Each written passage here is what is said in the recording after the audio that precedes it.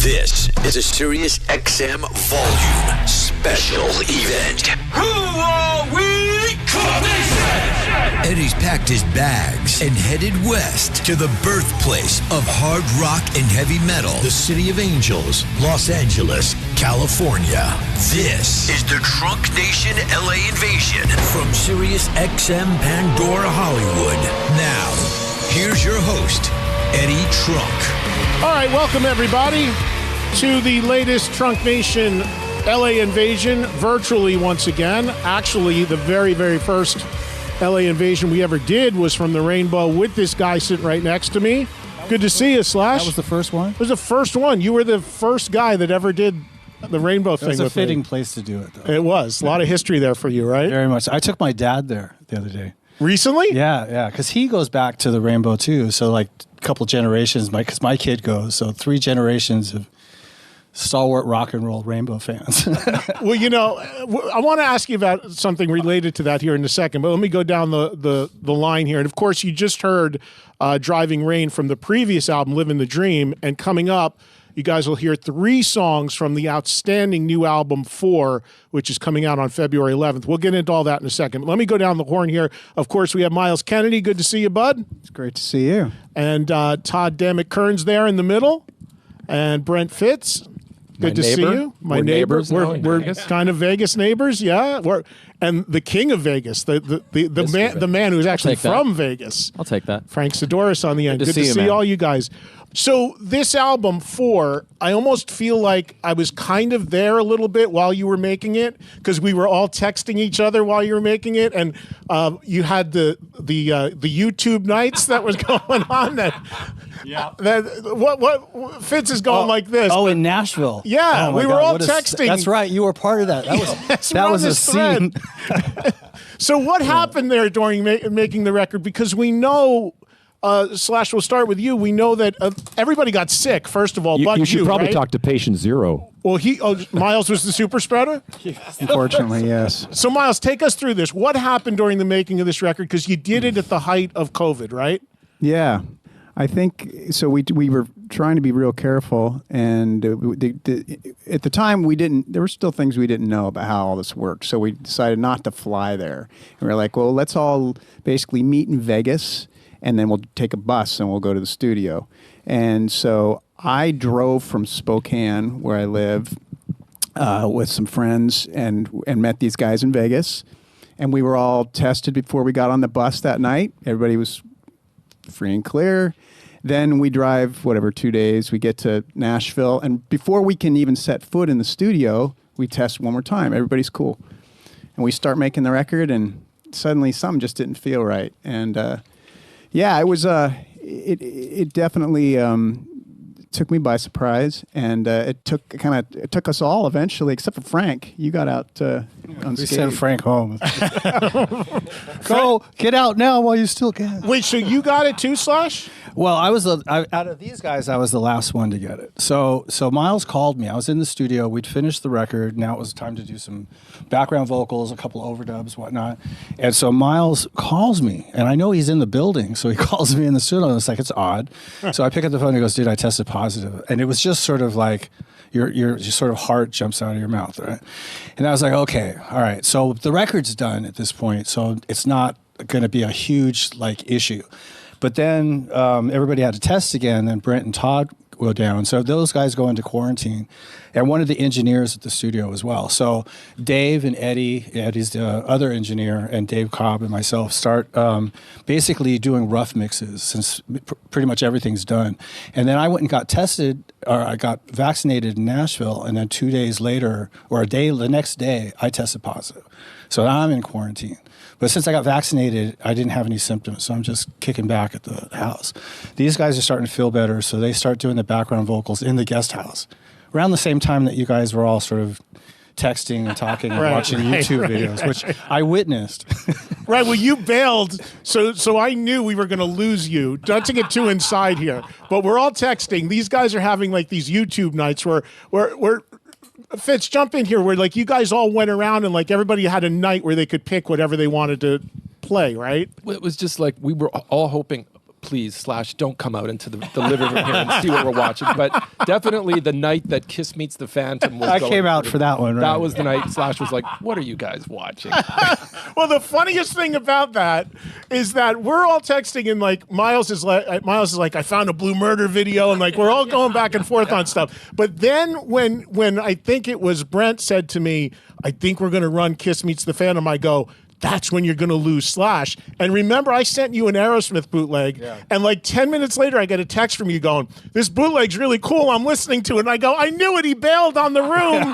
He's listening to Aerosmith in his bedroom instead of watching Kiss Meets the Phantom. That's right, the Aerosmith bootleg. Yeah, it was like every time I would come out of the bedroom and go into the sort of I don't know, living room or den or whatever that was, it was like going into the 80s in Hollywood. It was just like all these bands that I haven't seen or heard of in years, right? And they were all on there, alive and well. And this was all night long for days. Oh yeah. So it was festive, you know. But anyway, so to finish up the whole thing, so everybody got better, and then we went and finished up all their stuff, and then mixed the record together manually. No automation. So you take your hands, put them on the faders, press play, and you do it. And if you fuck up, you have to do it again. That kind of deal. It was cool. Well, that ties into the guy who produced this record, which is the first time I think any of you have probably worked with him, which is Dave Cobb, who is known for, I've met Dave a couple times, and I'm fully aware of the work and the bands that he's done in the rock world, of course, but he has a completely unique and old school approach in making records. Can you talk about what that experience was like, Slash, and why you decided to go with him? Well, okay, I was looking for a new producer for this record, and I asked some people I trust, whose opinions I trust, you know, and I said, give me some good contemporary rock producers, and I had a list of 4, and Dave Cobb was one of them. And so I checked out his discography, and he was doing a lot of country music, but the thing about his country music, it was all the really cool, down-to-earth, honest country music that had some soul. So that was a bonus. And then the thing that clinched it was he did Rival Sons, which is one of my favorite sounding bands of the last 15 years. So anyway, so I called him up and we talked, and he's like, I do my Dave Cobb impression, Slash, I just want to do a rock and roll record, then we record it live, and I was like, yeah. So that's what we did. He said, we're going to do it so a la Glenn Johns, and just set up in the studio with the amps and everything. And I've been trying to do that since the 80s. No producer would ever let me do it, where you just set up like you do in a gig and record it, so it was fun. Did you record to tape? Did you record on tape? Yeah. You did. So you really Miles, what was it like for you as a singer recording that way and working with Dave? Well, it was interesting because... And with COVID. Yeah, well, that was the hard part. Did it impact your voice? Oh, and hell yeah. Because we should mention, too, that for all of you, it sounds like, except Slash, you got it pre-vax, right? You guys weren't vaxxed. They weren't available I was yet. vaxxed. No vax Actually, yet. Todd and I, Frank and I were both vaxxed the day before we got on the bus and left. And in my state, I didn't really? meet the You can believe it, criteria yet. So there was like so I missed missed it by about 2 weeks. And so I didn't realize that basically everything you hear, most everything you hear on the record vocally were scratch tracks. Those were sung as guides. I was in a separate room. These guys were playing live. And so I was singing live and just thinking we were going to recut the vocals later. And That's not what Dave was thinking. that what'd you say? That's not what Dave was thinking. Yeah. Well, he kept mic so we can hear you. he kept I purposely did. yeah. He said that's not what Dave is thinking. I'm telling you. And he kept saying, and after we'd stop a take, he's like, "That's great, great. I think we'll be able to keep some of that." And I'm like, "What, really?" And so it was kind of a surprise to me because that's not normally the way producers do it.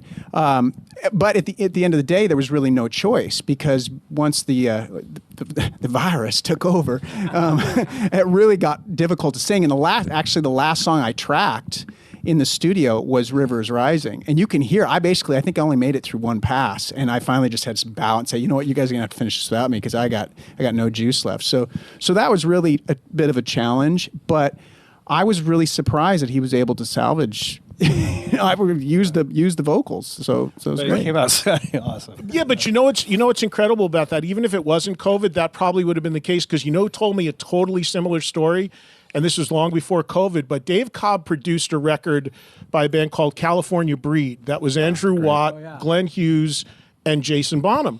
And, yeah, that's his record. Yeah. And I said to Glenn, when I interviewed Glenn for that record, I go, the vocal, I mean, Glenn's an incredible singer. And he goes, you know what's crazy about that? He goes, I thought they were just scratch vocals and we're done. And said, Dave said, that's the keeper. And that, so I guess that's the thing with him, man. So now you're on guard for the next time. I'm on to him now.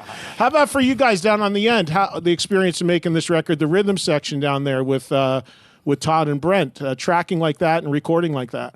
It was very much the same thing. I mean, honestly, we were doing it without headphones, without click tracks, completely like Miles is saying. It's all, while you're doing it, you're kind of like, should we be doing it like this? Because we've been doing it the other way for so many years that like, for me, I'm generally the kind of guy, I prepare my stuff. I know what I'm going to play. I go and I play it. When we're putting down, if we're just focusing on a drum track, I'm still thinking like, I want to play a bass track that's keepable. So the mindset was not much different for me at all. But I don't know what it was like for Brent. It was really loud, and it was great. In a way, I'm used to loud. I'm the drummer, but everything was bleeding. Yeah. And I mean, mics like this. into all amps and drums, and it kind of was effective for a real great live sounding record.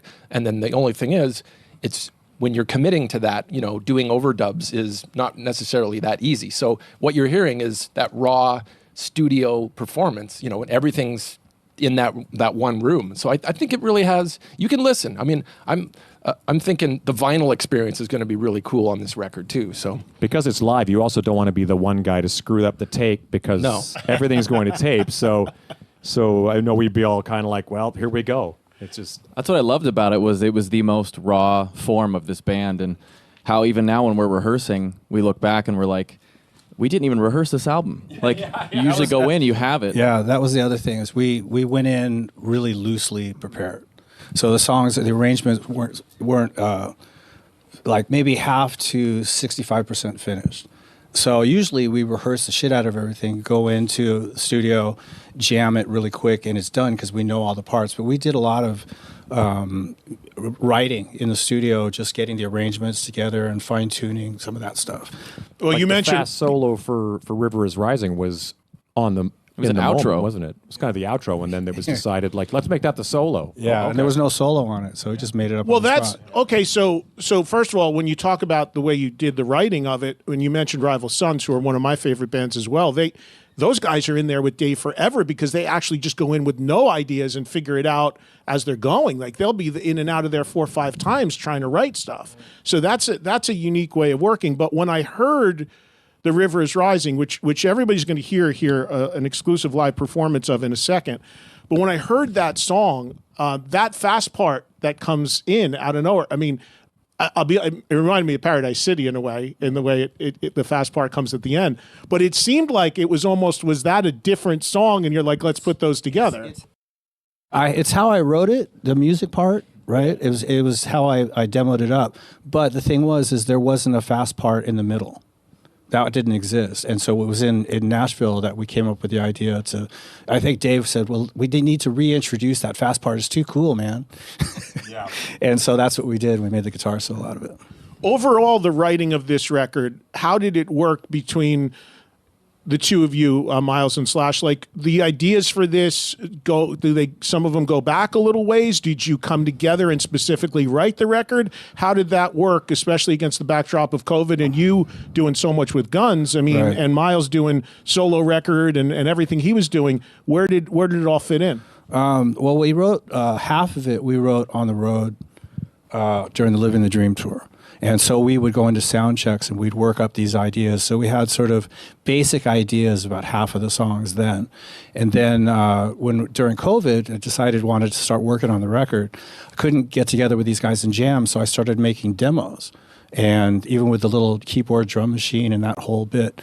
And so I'm working on the old songs, and then I was also writing new songs. So some of the new songs that I came up with are on here as well. And then I just sent the demos to Miles, and Miles would come up with his ideas, and some of them are old melodies from the old songs, and then new stuff.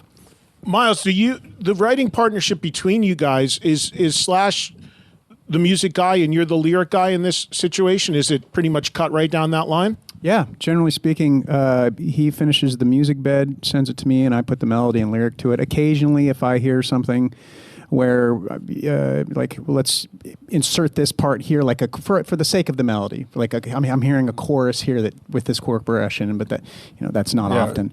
But generally, yeah, that's how it works. He sets up the. It's kind of like a sonic, boomerang. Well, but the chorus for Rivers Rising is a good example of a just full-on collaboration, because I had a chorus, but melodically he added those changes into it, and then I changed what he had into a riff. So it was total collaboration on what that chorus sounds like now. Miles, has he ever sent you music and an idea for a song, and you've listened to it and you're like, I don't know what to do with this, like I don't know where to take this? Have you had those where you're like, I can't, maybe this should be an instrumental? Safari Inn. Safari Inn. Safari Inn is that which is an instrumental. Yeah. That's the other than that, no. That's he understands, because he's such a melody guy, he understands writing a chord progression or riff that is open enough for a singer to come in and put his melody, or he or she or whatever. So it's definitely It's very politically correct. it's definitely I don't run into that issue with him. Right. No. All right, well, let's hear a little bit of the current single from the new album 4, done live, and we just talked a little bit about this song and how it came together. And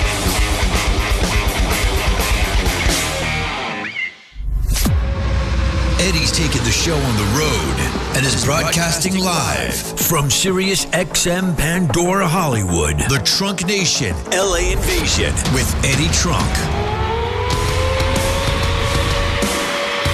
all right, we are back, and we are with Slash featuring Miles Kennedy and the Conspirators. The album 4 is the latest.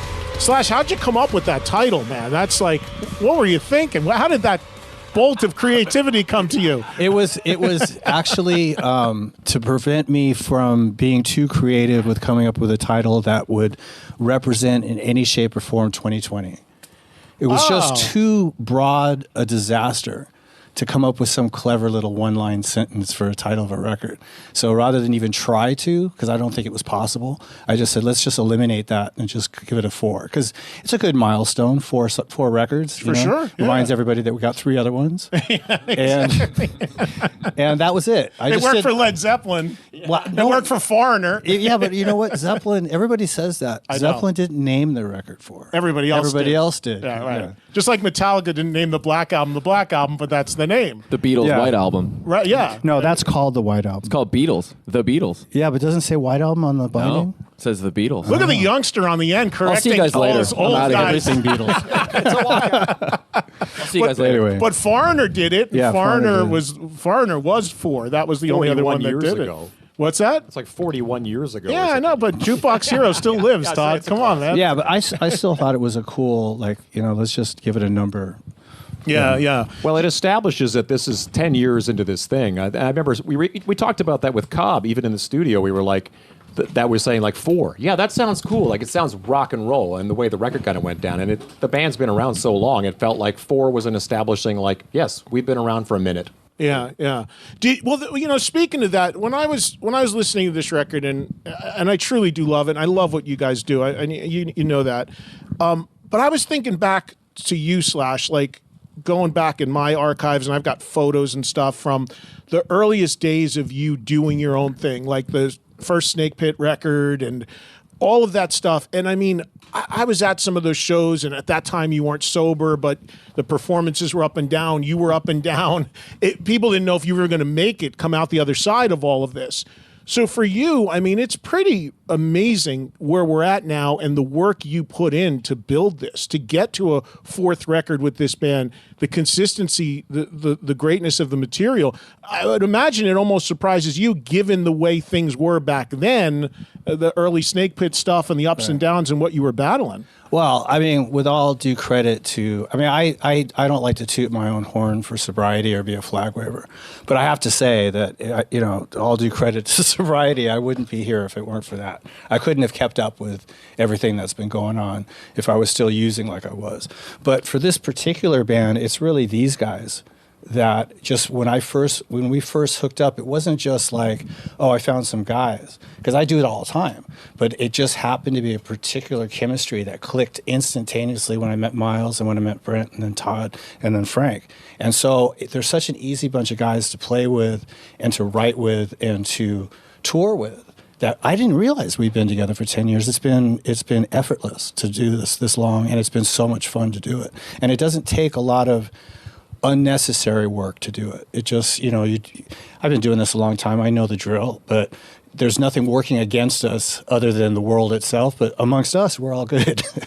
Well, and you guys all do other things, Brent and Todd, you've got Took, among other things, and Frank, you're playing with Mammoth WVH with Wolf as well. Miles, you solo record. I mean, Miles, you love to drive because you drove from Spokane to Orlando to make your solo record, and then you drove from Washington to you like being in the car, don't you, Miles? I do. I do.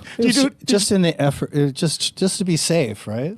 Well, Wasn't that the deal? I'm not particularly fond of getting in a big tube that hangs 30,000 feet above the ground. That's not appealing to me. You have a fear of flying? I don't know if I have I'm getting to the point. I just have a fear of the whole. I don't know. Humans. Yeah, humans. My point in bringing that up, though, is you guys all have, of course. Slash is back in this band called Guns N' Roses. I'm sure you've heard of. You all have your other things that you do, but it seems like coming back to this, when you do come back to this, and the vibe of getting ready to go out and tour and make a record together, it just seems like there's just this great vibe that everybody comes back together and there's a smile and joking around. I mean, it's very real. I'm around a lot of bands a lot, and you can feel a tension, and but this is very genuine, and I'm picking up on that it's comfortable at this point. Would that be the right thing to say? Yeah. I mean, it's comfortable, it's fun. I look forward to it. I mean, I can't speak on their behalf, but Frank's miserable. I wish I could say the same. And it's like I love everything else that I'm doing and involved with, but I always look forward to sort of getting together with these guys and just coming up with a bunch of new stuff and going out on the road, and everything is very sort of down to earth and like at chest level, I guess you call it. So it's not like out of control, but we have a big enough following where the people that come to see us, and we just have a blast going out there. Well, a following that gets bigger with every record, because of course I remember when this started, and now you're getting ready to go out on the tour, which depending upon when people are seeing and hearing this, might be happening already, the tour. But I mean, I know in Europe this happened a lot bigger, quicker than even here. This was more of a build, right? But you're to the point now where you're doing some great venues in your own right, in the States. But it happened bigger there more Europe quickly, and Australia right? Was like, it actually was surprisingly, we got really popular over there really quick. And where I'm thinking about this now, Miles, you've got, as you said, 4 records with this band. Then you got the other stuff he's done before this band, whether it be the Snake Pit stuff, considering, because he did the first solo record. That's how we met. Right, with all the singers on it, right? But Setlist now is going to start getting a little difficult to try to represent all the different records. Have imagine you've got that figured out with the tour starting in a couple days, but how does that work? How do you feel about what you want to play? Who makes the call there? You're the singer. He's the. I made up a set list. I looked for.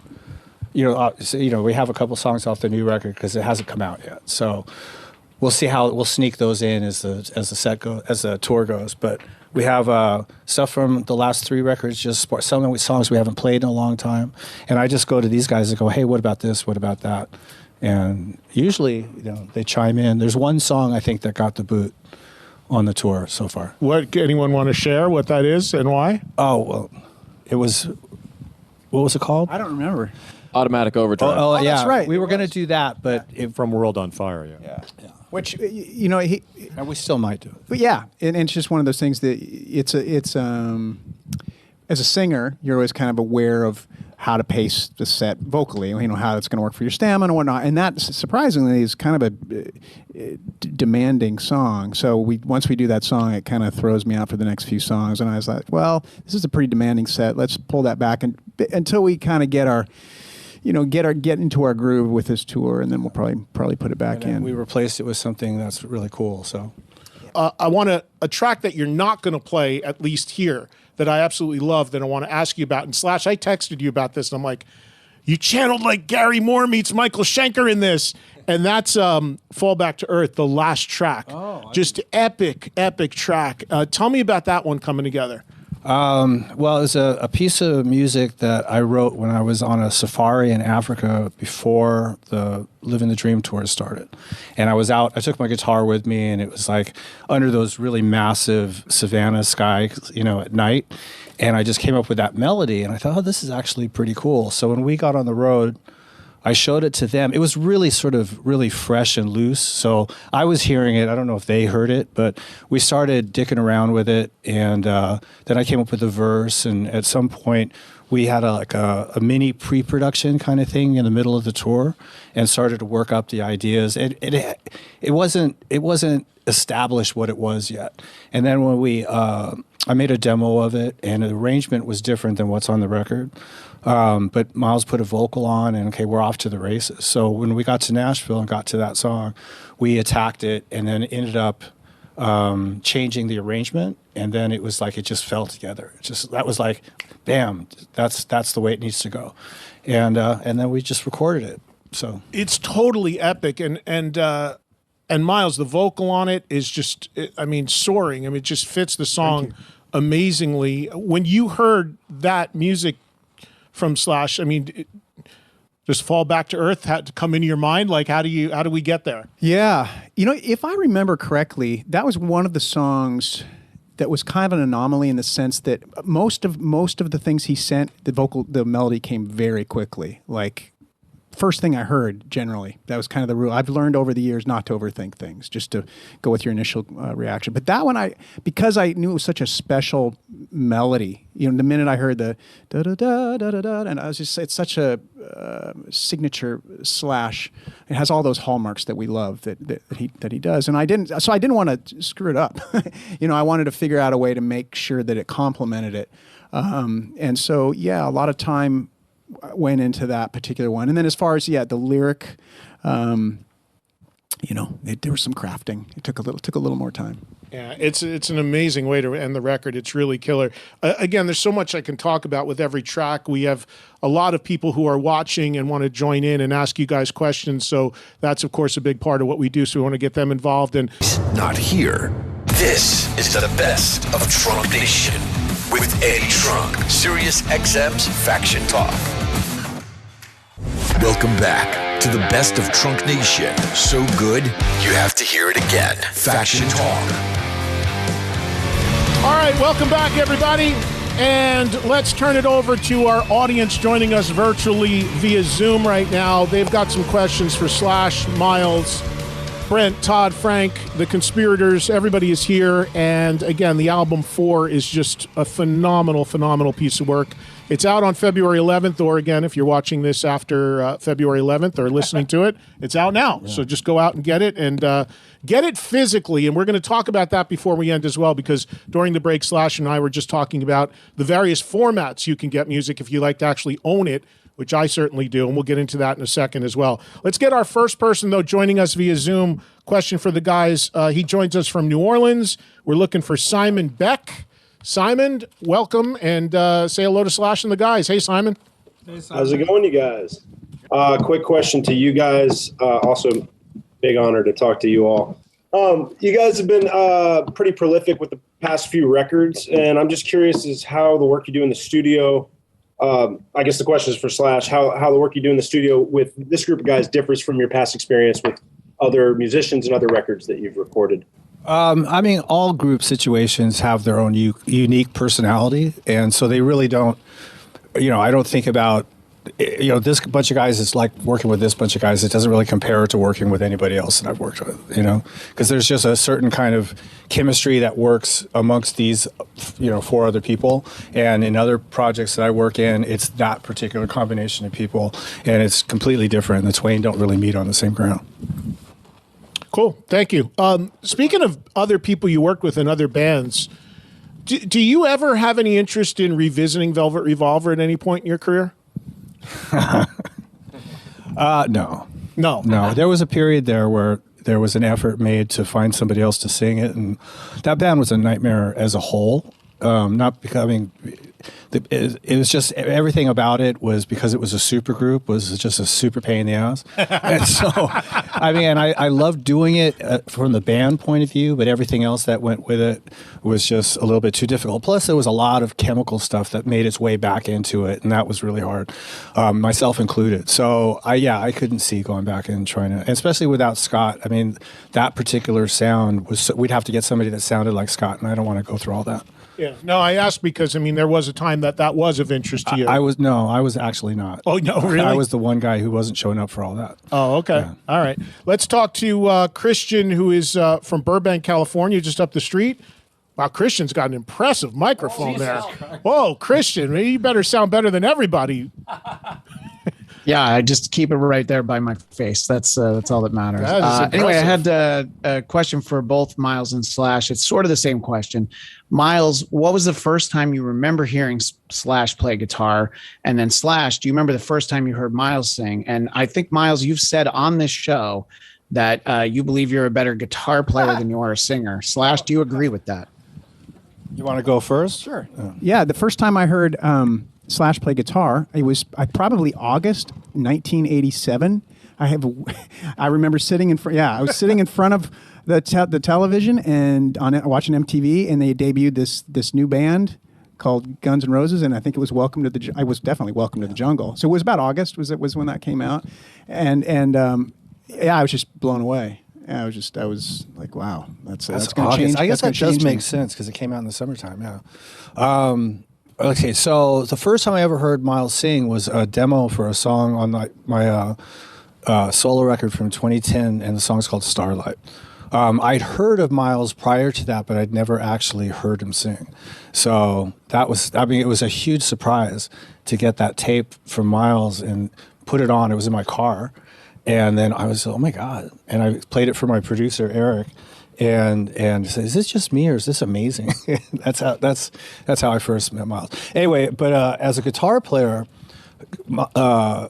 Miles's guitar playing is the same as his singing is. It's an extension of him. So I wouldn't say that one is better than the other. He's really good at both. They're very, very organic. So well, Miles, he's really good. And I think what the caller or the viewer was referring to too is because you've said this a number of times with me on my shows is that you're almost a bit of a reluctant frontman in the sense that you feel much more comfortable with a guitar, and that's really your thing is playing guitar. You're blessed with this incredible voice. People want you to sing, but you almost at times feel a little naked without the instrument, right? You know, it's funny you should mention that. I feel like, yeah, that for a long time that was the case. But I was just thinking about that earlier, how as we were standing here and I didn't have a guitar, I was like, I don't feel that awkward anymore without the guitar. And I think that just after years and years of doing it, you kind of find your comfort zone. But with that said, the guitar is still the thing that brings me an incredible amount of joy. Just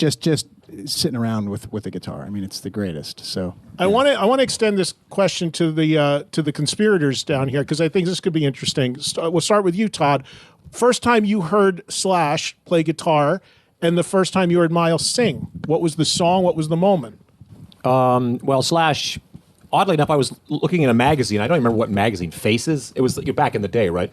And there was an ad or like a review of the album. And there was a picture of Duff, oddly enough, just a sideways, like from the side. And Duff had much bigger hair. He's like, remember that kind of early punk rock? Yeah. And I remember going, and I was really into that stuff. And I just said, and it said something like, the best record since Zeppelin 2 or something like that. And I was very sort of like, oh, okay, is that what time it is? So I went down to the mall. And bought it on cassette because I had a boombox at the time. And I will be honest, it rendered everything else in my record collection pretty much invisible very quickly. People always talk about Nevermind being a big moment, but I always feel like Appetite was a fairly, like a big dividing line between this is not cool anymore or it's going to all change. And for Miles, I've heard Miles since Mayfield 4. Wow. He was always that guy that everybody said, that guy's amazing. Right, that's how Yeah, so back then he was, his eyes were dreamy. and his voice was golden. So Nobody discovered Miles first through the Rockstar movie. Nobody. I don't think I didn't would've- know I discovered him. You. I didn't know who that was. You didn't know? I didn't even know it was him until someone pointed it out later, like after we've come together. I I was never like, "You made got to that be kidding me, really?" And then we teased him with it for a while. I never made the connection at all. I saw that movie, and I don't think I really thought of it until after. Well, Brent, what was your first exposure to these two guys? Hey, growing up in small town Canada, I was very happy because a lot of my favorite bands came through my little town of Winnipeg, and Slash was through twice opening for bands that I liked at the time. So I got to see an early version of, with Slash opening, The Cult and Guns N' Roses right before the explosion. So I mean, to me, they were like a new cool thing and I was, I'm a few years younger than Slash, so I was like 17 at the time. So that was pretty cool to see something new and cool live in my hometown. And I saw it twice, and they came with Iron Maiden. So, and that was before, and I don't even think we could get the record yet. I remember I bought the original album Appetite with the original cover, the one that's, talked about the band. I bought it. I did a band trip, high school, 88. I graduated, and I was in London, and I bought it at the Tower Records in London. That's where I bought my copy of Appetite for Destruction. Pretty cool. And then Miles and I actually crossed paths in 2005 or 6 when I was in Theory of a Dead Man, and Miles was with Alter Bridge. And I remember watching from the side of the stage, and I was like, who is this dude? Now, I knew the Mayfield 4 records, but I didn't actually know at the time the connection that Miles was also the singer. But in Alter Bridge, he was definitely a standout we had done a bunch of shows together, and we said hi. That's it. I just remember back in that day. I did not know that. Yeah. All right, now this is going to be an interesting perspective because young was waiting Frank for the on the preface. end. Well, Frank is, you're a good 20 years younger than all of us, I think, about. So your Slow down. 15? I'm 33. He's 40 years Dude, younger it's than more than 20. Slash just realized it's more than 20. You are more than 20 years older than all of us. Should I leave? Yeah, you should. That's why he didn't get COVID. 23 years to 20 exactly. So what year were you born? 88. So after Jesus Appetite. Christ, you weren't. But I bring that up only for context because your perspective on this is going to be very different because you weren't born when Appetite came out. So how were you exposed to this? Well, luckily I grew up with pretty musically inclined people. My mom and dad were always big rock fans, so And Alice Cooper's like your godfather or something, essentially, right? yeah. Right. Well, that comes into play here because we obviously listened to Appetite, but I remember having the Use Your Illusion tapes, like tape cassettes. But Hey Stupid was another one because Slash played on that. So, but dude, we listened to Guns all the time. We were all big fans, but the Alice connection just made it better for my dad. And did you first discover Miles when you heard the Ides of March recently? Or 33 years. So no, 23. It's 33. Slash is still bugging out on how much younger you are right now. He can't process this right now. yeah. Well, Miles wise, growing up in a band in Vegas, it's like you were, I can't remember the album, but it was like 2006 or 7 ish, I think. Maybe second. It was right before Alter your Bridge Led record. Zeppelin thing. Okay, so it was probably Rise Day, Blackbird era. Blackbird, yeah. So my band was like, we gotta follow these guys. We gotta kind of be like that, But then I was like, that's cool. But I remember finding out about your Zeppelin audition, and I was like, okay, I'll play ball. I want to listen to these guys now, By the way, just casually The dropping Zeppelin that. The edition Zeppelin audition actually had a lot to do with how Miles came up in my mind for the solo record because there's that name again. There's that guy, and he's jamming with Zeppelin. Okay, he must be good. I need to find somebody to sing this song. And I called him, sight unseen. I just sent him the music. We only ever talked on the phone. Yeah, we've talked about that before, and if you guys don't know that story, I mean, I'm not going to get into it again now, but yes, Miles was one of a few people that went in when there was an idea of Zeppelin continuing, and did you at least videotape it? Do you have video or audio? Do you have anything? I have nothing. So how do we even know it's true? Yeah, Miles? right. Did you That's just a float good. that out there? That's a good point. Slash bought into it. That's why you're in the band. Like, Jimmy Page confirmed it. did you check with Jimmy? All right, we got plenty more coming up with Slash, featuring Miles Kennedy and the Conspirators. All the guys are here. The new album 4, again, out February 11th. We got some more live performances to check out and more questions coming in via Zoom. We'll be back with more right after this on this special edition of Trunk Nation. You're listening to your favorite moments of Trunk Nation. This is the best of Trunk Nation with Eddie Trunk, exclusively on SiriusXM's Faction Talk and the SXM app. This is the best of Trunk Nation, reheated and repackaged for your consumption on SiriusXM's Faction Talk. Welcome back, everybody. Eddie Trunk here with you on this special edition of Trunk Nation as we continue with Slash and the guys talking about the new album 4, bringing you into the conversation via Zoom. And again, more live performances coming up. The guys are nice enough to play live for us. Tour starting as well that is probably underway by the time you're seeing and hearing this, so go online, see if there's a date coming near you. As far as the live shows are concerned, Slash, I know you're now in a position where you're juggling Guns N' Roses and this. You've carved out about a month, it looks like, to do this band. What's the projection going forward, this versus Guns, and how you're balancing it? Yeah, well, the COVID thing really shook shit up, didn't it? Yeah, to say the least. Because we had a pretty good sort of pattern of how this all worked, and that's all gone out the window. So we're releasing this record and touring at the same time, and doing about 6 or 7 weeks, right? And so that's February through March. I do Guns, does a summer tour in Europe, and then there's South America, and then Australia, all makeup tours for 2020.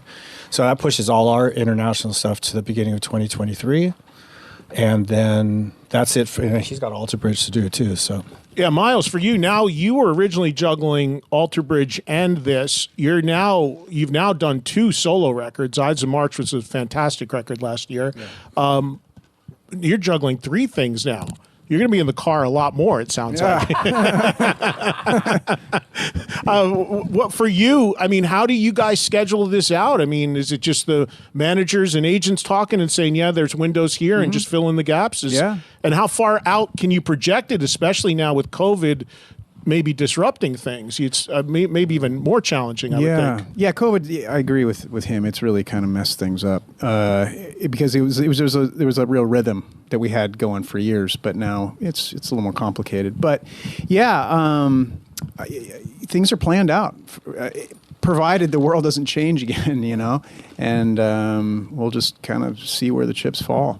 Slash, I came to see you with Guns in Vegas at Allegiant Stadium, and saw the guy on the end there proudly opening the show, waving the Golden Knights banner and all that with Wolfgang.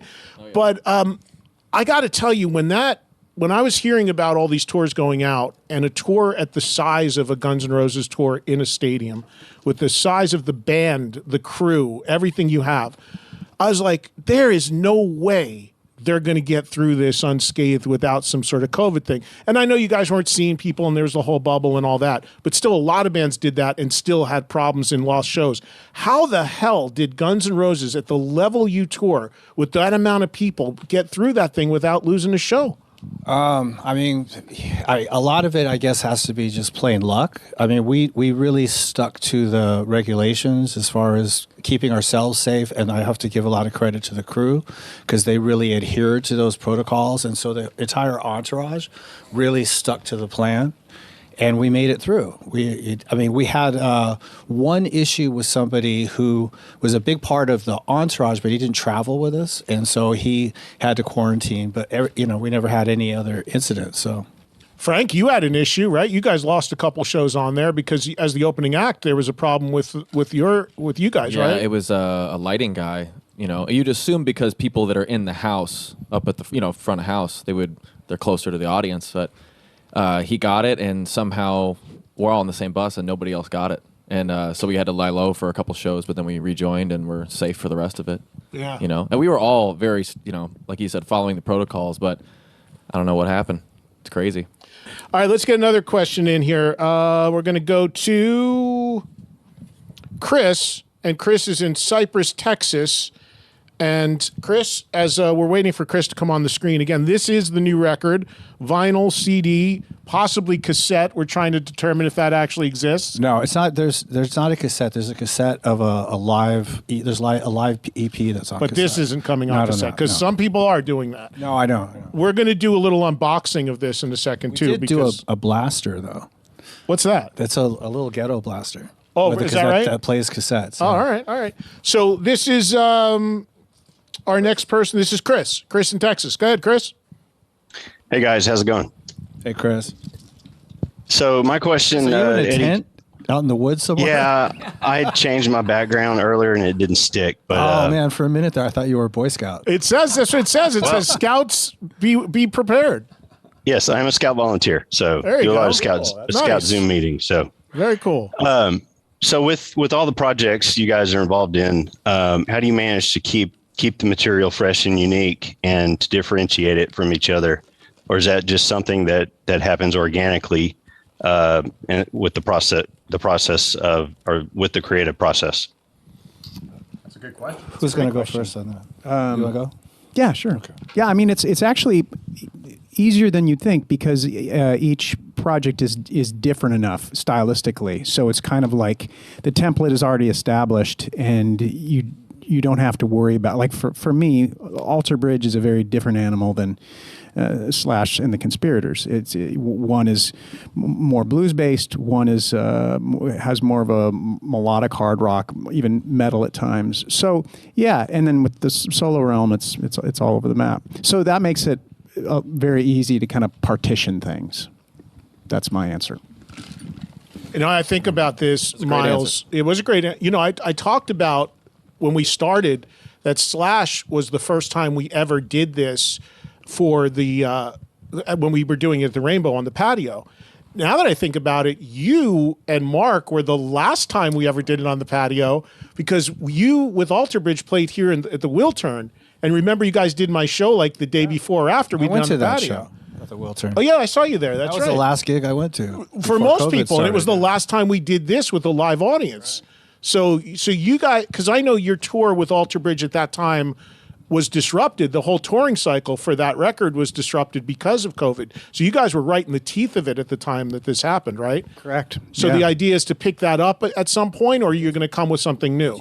Yeah, we basically, I mean, that kid, the Walk the Sky tour just ended not soon after that, or soon after that.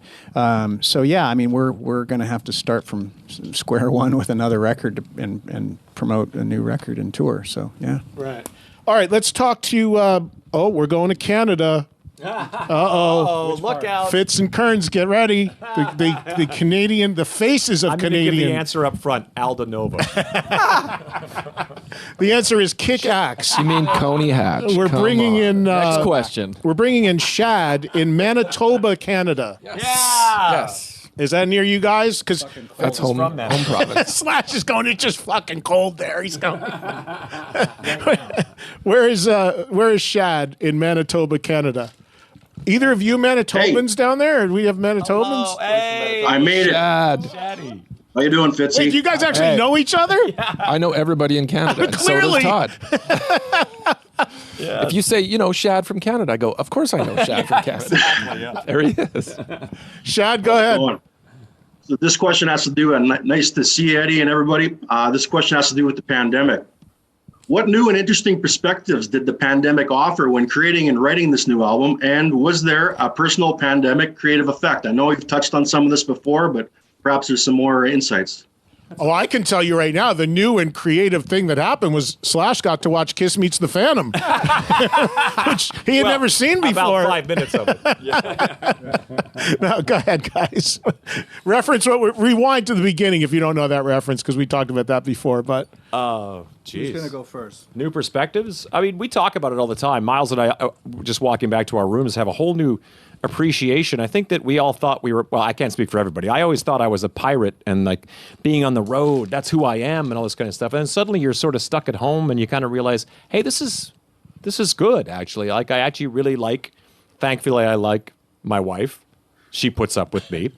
And, that kind of stuff. And I think that it really put a whole new perspective on and a new appreciation for being able to be with these guys, with Ed, being able to play in front of people, even doing Kimmel last night and having this tiny little audience for filming a thing. I just went, wow, this is quite nourishing in a moment that I haven't done this in a while, to be able to do it with these guys. Because it very well could have been like, we can't do this anymore. The music industry is getting harder and harder all the time. So when COVID comes along and puts a complete kibosh on it, now I appreciate it all the more. Right. Anybody else want to chime in? Well, I think technology challenged everybody in a good way. Is everyone had to address technology in your favor because Fitz has an OnlyFans now. That worked out. Yes. Think about being at home and you had to sort of like, we're doing Zoom right now, and Zoom before COVID was a thing, but now it's really a thing. I never heard of it before COVID. Before COVID, I heard of FaceTime. I never heard of Zoom. Skype. I heard of Skype. Yeah, exactly. So having interviews being more common, not face-to-face, has sort of upped the technology game. So I think all of us realized how important the internet in your house was, and things like that, or just on the road. I mean, we were talking about it the other day, Miles, when we were doing interviews from hotels, which, now you're doing it more and more. So just, I think, for technology and just the appreciation and of how unforgivable bad Wi-Fi is. Exactly. It's sort of been important to us. But yeah, the appreciation of getting together and making music, because it was feeling like, oh, I guess we're going to be doing this not together over Skype and writing songs, which we clearly didn't do on this new record. Thankfully, we got together and do it. But it challenged everybody to think, well, maybe that's the new normal, is not being together. So thankfully, we are able to do this today and be together. Yeah, I don't think I ever really did proper demos on Pro Tools before until this was kind of the first time that happened. But for me, it makes me doubly appreciate touring. I can't wait to get out and play, and to not be able to was really stifling. Well, you're a guy. I mean, everybody talks about it. You're a guy. You just always want to work, man. You always want to get out there. And even when I had heard this record for a while, and I've had for a while, and I was texting you how much I liked it, and you said to me, you answered me back, and you're like, I can't even listen to it anymore because it's taking too long to come out. Yeah, you're already on to the next thing. I knew that it wasn't coming out till February, so when we got done mastering it, I mean, you can't have a record that's not come out for 10 months in your fucking car. So I just put it away, and I didn't listen to it till around the time that I talked to you. And right before we started getting the set together for the tour. Then I listened to it so I could listen to it fresh, and I didn't want to be analyzing it, especially because it's done live. Whatever there's there that you could have an issue with, there's nothing you can do about it unless you went back and re-recorded it or some shit like that. So anyway, so I just now started listening to it. But fortunately, I still like it. So. Yeah, that's always the challenge. Like, I would imagine that's dangerous too, because you guys, I'm sure, have all done that, where you've made a demo or you've made a recording. And Miles, you have a record that still never came out. You shelved the record completely, right? This is true, yeah. So that. That's right, the one I played on. Yeah. You're on the record he shelved? Yep. Yeah. Are you serious? Yeah, he plays a solo on one of the tracks. So my point is that having all that luxury of time before something comes out leads to the temptation of, is this good enough? Oh, yeah. Can I change it? Should it even come out at all? In the case of the mystery record for Miles, it never came out at all. You think you'll ever come around to hearing that and being like, yeah, that should come out? I don't know. I'm such a firm believer in the shelf life of something, and as an artist, you kind of you're in a mode, and then you move on, and you're excited about something else. So I'm always looking forward. In fact, to be honest with you, I haven't listened to this record straight down. I just don't. Once a record's done, I'm on. That's how it always is. Yeah.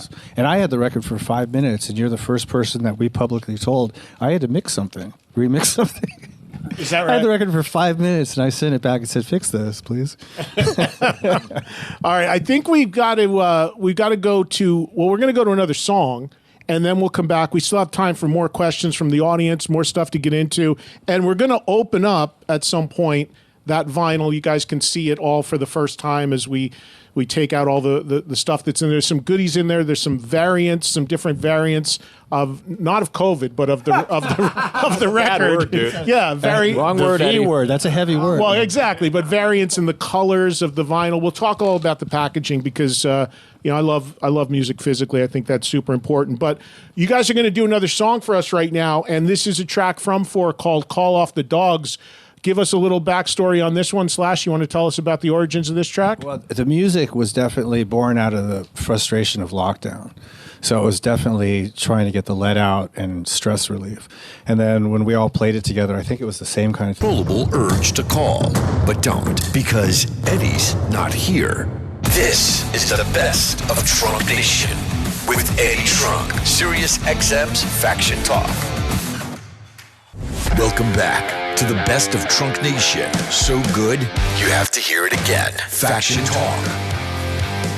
And welcome back to Los Angeles and Slash featuring Myles Kennedy and the Conspirators in the house. And we're going to continue and try to get a few more people in here that we have time for on the Zoom to join us with questions for the guys. And we have one more performance before we wrap it up for this special. We're going to go to New York right now, Long Island to be exact, and welcome in Brian. Hey, Brian, welcome.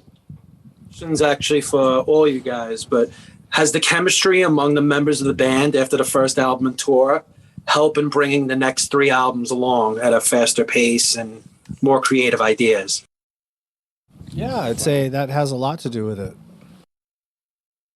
All right, then. Nobody else wants to contribute to that. Just leave me hanging here. The answer is yes. All right, see ya. No, I think considering, like he said, the formula of we go to sound check and you anticipate playing a couple songs that we're going to play in the set, and then Slash is just playing something new, and then we all just put something over it for the most part, and then it's like that just sticks. Go to the next sound check the next day, and now you just build on it, and that whole flow is just, it's easy, you know? I feel like that, like you said, it did speed up the process over the years. Consider it, like now, this newest album, I feel like has definitely flown by, you know? I think we definitely established a sound by Apocalyptic. You know, I think that it's interesting from an objective point of view, I can't be objective about SMKC, but listening to Myles in all these different configurations of Myles, when Myles sings in this band, he does something totally different than he does in Alter Bridge or anything else. And then when Myles and I sing together on a lot of the stuff, so a lot of the sounds with Slash's riffs, Myles' voice, the harmonies, and then the way we play together, that established that sound so that I think that sort of like newlywed kind of period just sort of grew to the next 3 albums beyond that. But I think now it's pretty comfortable. You know, a big part of the sound that you just touched on is the harmonies, which it is. Thank God you guys are a real live rock band with no nonsense and computers. That's what you think. Just and kidding. Bullshit and tracks. You play rock the way it's supposed to be done, and that harmony that you've developed, that singing between Myles and Todd, that's fantastic. Did that come immediately, the meshing of your voices and working that stuff out, or how's that evolved as we've gone? I was thinking about this because we've had to listen through to the music, because as we were getting ready to do the new record, I was like listening to Apocalyptic, and that is such a trip, because that's literally 10 years ago now. So I think it was such new days. We all went in and we did 3 songs initially, and I think you and I were singing like, okay, well, let's say we sang some harmonies together and a kind of sort of thing, and I think eventually it was just sort of like, Myles' workload is such that, you know, in the later records, it would be sort of like he would sing his lead vocals and then he'd have 800 other things he had to do. I got to go on a Alter Bridge tour or something. So he would just be like, now you do all that stuff. And then I'd be stuck in a studio going, what? And then I would sing all the harmonies and we would kind of go from there. But it's sort of, you know, initially playing with the guys and having harmonies that existed on Guns N' Roses songs, Velvet Revolver songs, all the stuff that we were playing. I just sort of picked them up. And Myles and I, you know, I was always respectful of, I don't want to step on you here. What do I do? And it just became complimentary, you know, and we just sort of built from there. Yeah, one of the things when Todd, when we first met, I mean, he fucking great bass player, right? But then he was sort of like the secret weapon vocally, because I had no idea that was coming. And then he started singing. I was like, Jesus Christ. But these guys start singing together, and it's become a unique sound unto itself, that, you know, as far as the band is concerned. Yeah, well, it's a great thing to have, great voices like that. And I mean, the interesting thing for you, Todd, you know, Slash saying you're a great bass player, but your thing is guitar as well, right? I mean, I also play guitar, but then again, you know, Frank also plays drums, and you know, it's like we all kind of play a bunch of different things. Frank plays piano. Fitz playing piano and keyboards. Yeah. It's you know, I think it's the ability. People always say, "Are you a bass player, or a singer, or a guitar player?" I'm kind of a musician, so I just love to play. So right. Yeah. All right, let's welcome in Sherry, who is in Northport, Florida. Sherry is joining us next. What's that? Is it a girl? Sherry, breaking up this sausage party. Yeah, exactly. Sausage hang here. As soon as Sherry comes, hey Sherry. Hi. Hi, welcome. Hi. This is for all of you, including the whippersnapper at the end. I'm this many. So for all of you, was recording the album live without redos liberating for you or more daunting? as an artist? For me, it was totally liberating. It was something that I've been wanting to do really my whole career, as crazy as that sounds, just to go in and do a record where you just play the song and that take is it. And I haven't done it before because I would have to do it with headphones, and I hate headphones. It's so funny because now I use in-ears, but I hate the sound of headphones, so I would always go and redo my guitars later just so I could hear them through the monitors and get a real sound. So, but I always ask producers, like, why can't we just set up live in the room and just play like that? And that way I can get my real guitar sound through my ears the way that I hear them, when I'm playing a gig or whatever. So no, we can't do that. Too much bleed, too much this, too much that. And I just, so this was really fun and very liberating for me. One of the things that's interesting about saying you haven't done that before is so many people talk about the fact that one of the things they love so much about Appetite is that it's so live feeling and sounding and raw. Every record we've ever done, this band or Velvet Revolver or Guns N' Roses, we've always played live in the studio as a band to put the take down and then go back and do the guitars afterwards. But to get that energy, that was always, you have to do that, you know. Let's bring in Mike Cunningham. We don't have Mike's where Mike is from. Mike from Parts Unknown is going to be joining us on the Zoom screen here in a second. Hey, silly question for Slash. In the 80s, both top hats and Gibsons were not popular. How does it feel to make them both iconic? That's funny. The Gibson thing, all things considered, I'd never really thought about it, but people have said that when because I was playing a Les Paul during the whole Guns N' Roses heyday, that brought the Les Paul back. So I that's a huge compliment. It's very humbling to hear that. As far as the top hat is concerned, I think it's still not popular. Where is the very original top hat? The very, very first one? Oh, it got stolen at the Cat House. Oh, really? No. The first one I ever had got stolen at the Cat House. I was drunk, passed out. I woke up and it was gone. Oh, no. Oh, wow. So do you have a collection of them? Is there a bunch of them, or you lean on one? No, I mean, I have two that I really wear. I have a couple other ones that are just junk hats that just somehow have never gotten thrown out or whatever, and they just keep moving from place to place. They're in the closet, so there's like 3 or 4 of those. So the top hat have its own case and its own road I do have guide? a hat box for. Do you have a road handler for the hat? No, just one hat box, and I just put the hat in there, and I also put all my other shit in there too. Is that right? All right, let's get Jeff Thompson. Again, we don't have a city on Jeff, but Jeff, join us and tell us where you're from and fire away at your question for Slash, Miles, and the guys. As soon as we get you up here, we'll see. And we got one more performance coming up, which is actually going to be a performance of one of my favorite tracks by a long shot on this record, which I think is a song that, when you're hearing it now, you're like, yeah, it's a cool song on the record. I personally think it could be a massive, and I hope it is, a massive hit single, and it deserves to be. But we'll find out down the line if I'm right or wrong a couple months from now. It hasn't been released as a single. Well, it will be. See. Well, I've talked to your people. It will be. We'll make sure that happens. But my people will talk to your people. We'll get you a hit, Slash. No problem. I got juice. No, Jeff. Do we have Jeff? Eddie, no Jeff. Anthony Lombardo. Wait, who's that? Oh, that's not Jeff. Well, we're going instead to Anthony, who's in Patchogue, New York, also Long Island. What's going on, Ant? What's up, guys? Can you hear me? Yeah, we got you, buddy. Hey. So first of all, Call Off the Dogs is a great tune. I'm in the studio right now rehearsing with my band. I'm in a Black Crowes tribute band. Cool. And we're rehearsing out here. And do you have a brother that's in it with you that you fight with all the time, or no? He's very legit. They're actually, that's a whole nother conversation that we can have. There's some truth to that. Anyway, so Call Off the Dogs is a great old school, bare bones, hard rock tune. I want to thank you guys for doing this, and I wanted to ask you, what do you feel is the state of hard rock right now? There's a lot of great bands out there. Obviously, you got Mammoth is out there. You got Tyler Bryant and the Shakedown. You got Dirty Honey. There's some really great bands. So do you see the tide turning? I mean, I'm hoping that it's going to make a good comeback, It's definitely happening, and those are bands that are pretty high profile, but there is a a whole sort of undercurrent of young kids who are out there doing it, that it's just like it's a really vibrant scene that's under the radar of bands that are doing it raw, old school sound. These are all kids, people that are like 16, 17, 18, 19. So there's a big thing going on with that. I'm hip to it because I got kids and I know what's sort of happening. You guys making great new music.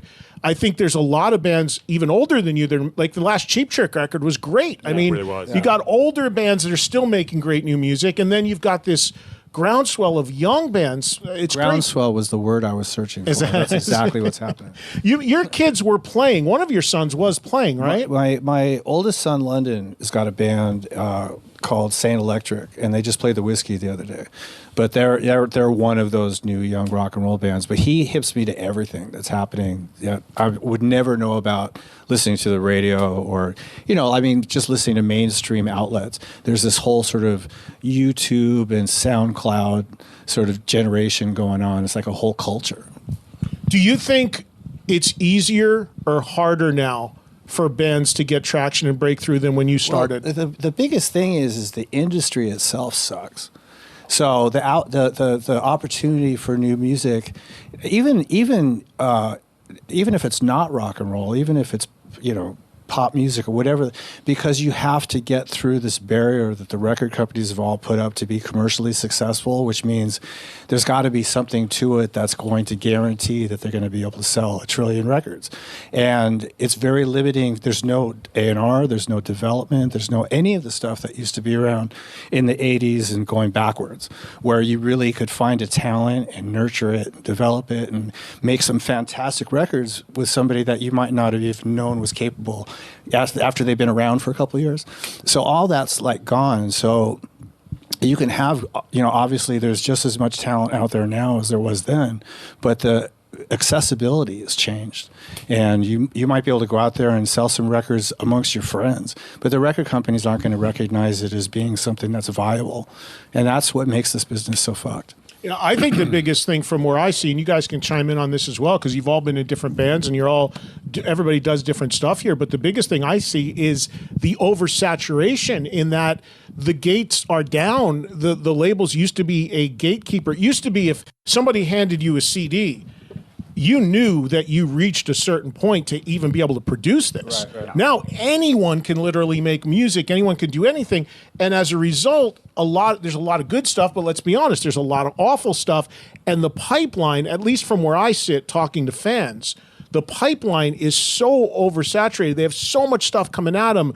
Click on YouTube, here, that it's kind of hard to decipher what's worth your time or not, because literally anybody can put out music now. Back in the day, you used to have to go spend a ton of money, go into a big studio. Now people make records in their bedrooms. It's just way easier. So it's a whole different world. But I see that as an like the obstacle. Wild West. It is. It totally is. I think Slash just said it the best, though, and more succinctly, the industry sucks. Yeah. All right, so let's do our last break here, and then when we come back from the break, we've got another song, but we're also gonna open up that vinyl and let you guys see what's going on, and Slash is going to tell us about all the different variations available, because since the last break, we have confirmed that there very well may be a cassette. No, there is a cassette. There is so we have got some clarity on how many ways you can buy and in how many formats you can buy the new Slash record. So we'll come back right after this. We'll get into that, and then we'll get into a phenomenal song that they're going to play live for us from 4. Coming right back after this on Trunk Nation. All right, let's open this thing. Let's show everybody this new record. Miles, why don't you do the unboxing? Why don't you somebody? I got to hold the mic. Requires some kind of a knife. Or something. No. Look at this. Do you like the double platinum nod? Yes. There you go. You should have embossed pictures of all of you on the back. There you go. I figured you might appreciate that. Yeah, for sure. Right. Double platinum influence. Does someone want to do the CD as well, so we can show 2 configurations? All right. All right. So what do we got, Miles?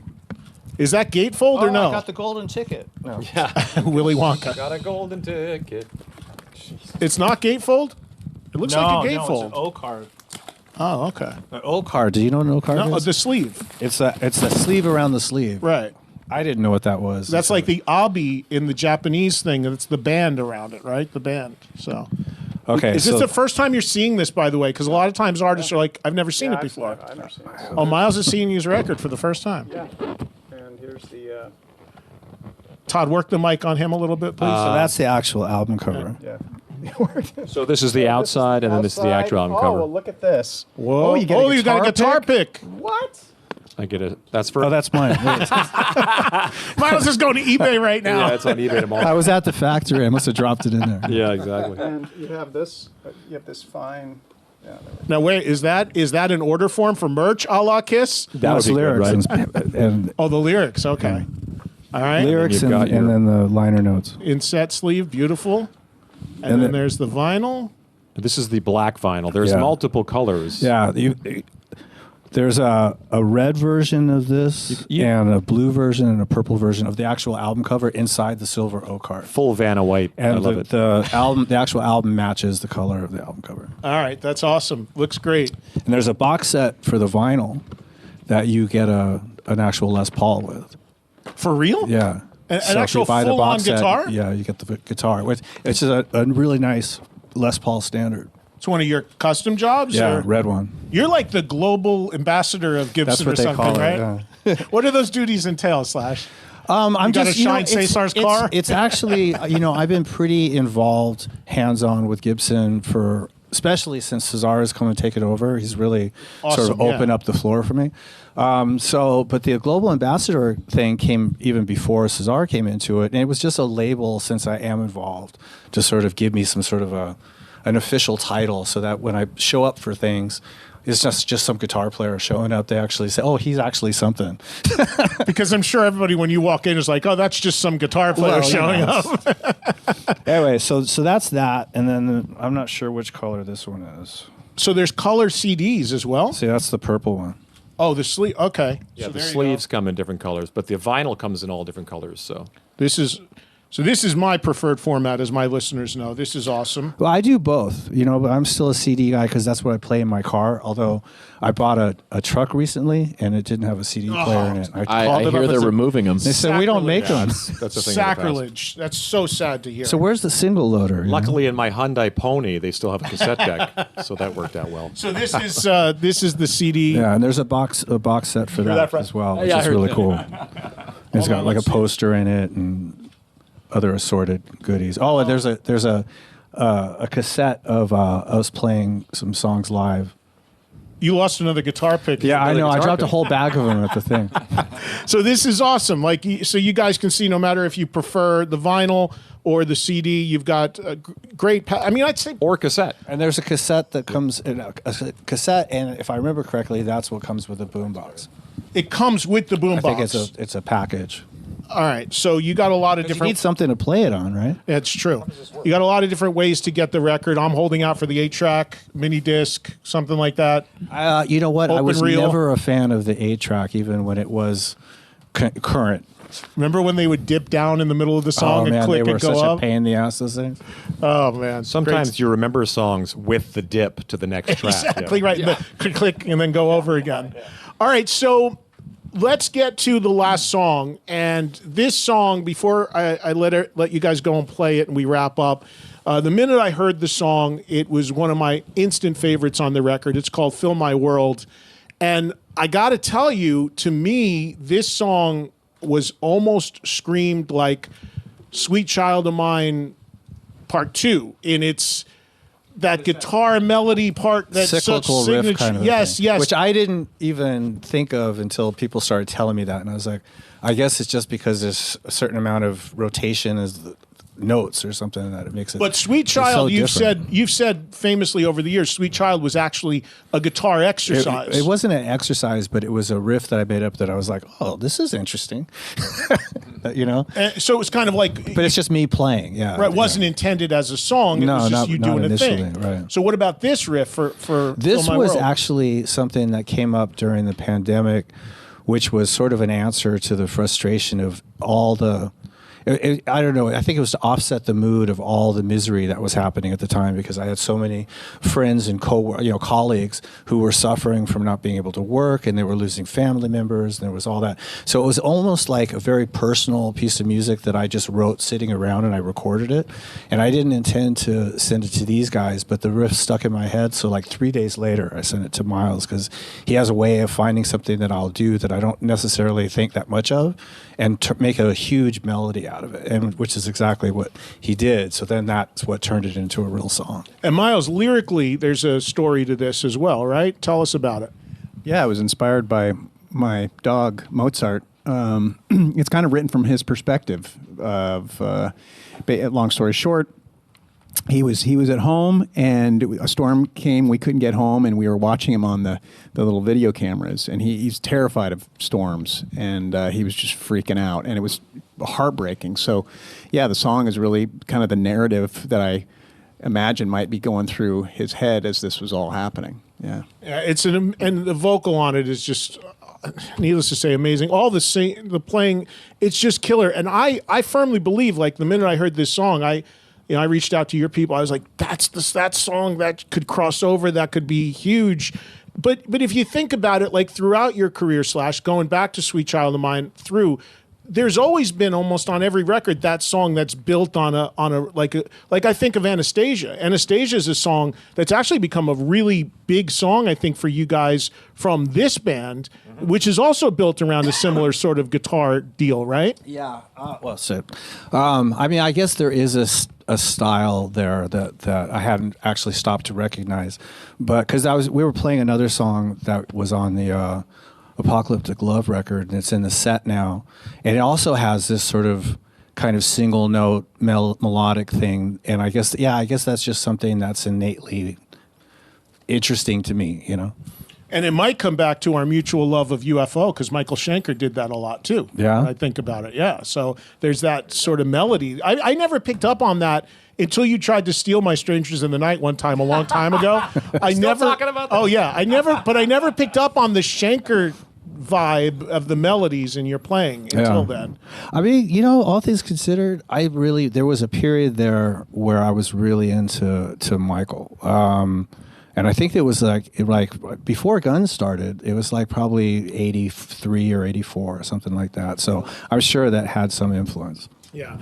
All right. Well, listen, check out the record. Again, it's phenomenal album. See the guys on tour. Check your local listings. See if there's a date coming to you. Hopefully you'll be able to do maybe another run of touring for this record, you think, at some point? Well, next year. Next year. Yeah. Okay. So everybody will do Guns. I guess, Miles, you'll go back, do some Alter Bridge stuff coming up. I have a solo tour in Europe in June, too. So all right. That's all. And we're going to be busy. And Todd and Brent will continue to wave the Canadian flag with Toque and play obscure 80s Kiss songs and all the other good stuff that they do. And Frank, you're going to be multitasking with both bands, going back and forth and doing your thing, right? Yeah, summertime. All right, cool. Yeah. All right, well, guys, it's great to see you. Thank you so much. I appreciate Thanks, it. Eddie. Congrats on the record. Thanks, it's absolutely awesome. And this is the song we talked about, a phenomenal song to close out the show from the new album. This is called Fill My World. Thanks for watching. Thanks for listening, everybody. Take care.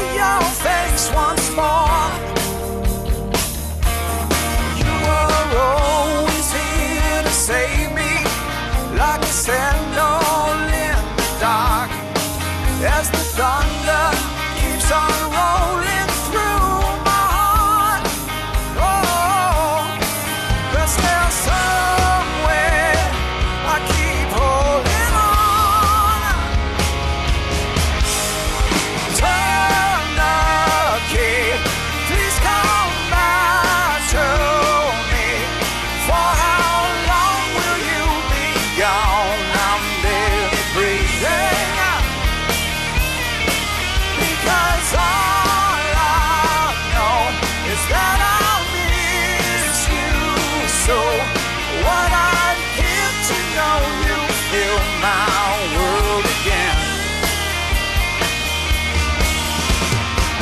Say it won't be long, it won't be long. Say it won't be long, it won't be long.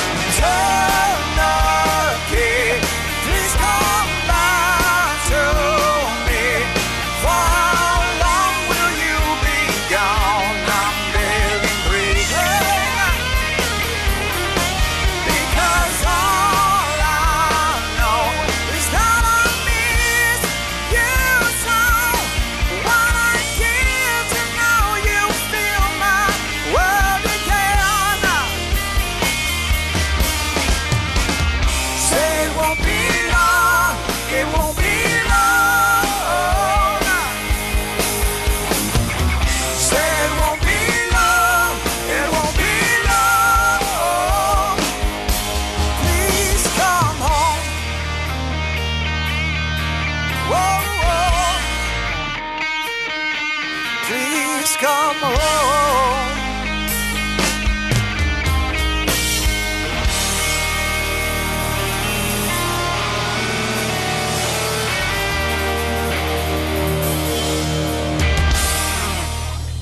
Always great to visit with those guys, and they've got a lot going on right now, and they'll all be reconvening in 2027. A new album already done, and I'm sure tour dates to be announced as well for next year. Currently, though, Myles Kennedy's focus is on Alter Bridge / touring with Guns N' Roses, and then all of them will come back together at some point next year for that new album. Appreciate those guys joining me back then. Always good to talk to them. And we've had them all on since with various other stuff as well. But fun to go down memory lane about 4 years ago there to the LA studios when they came in and performed and promoted at the time what was the new album called 4. All right, that's it for the Best of Trunk Nation. That's it for this Thursday. I am back live with you guys tomorrow, taking your calls, kicking into a free-for-all Friday as usual, getting started at 3 o'clock Eastern. Keep an eye on social media for any info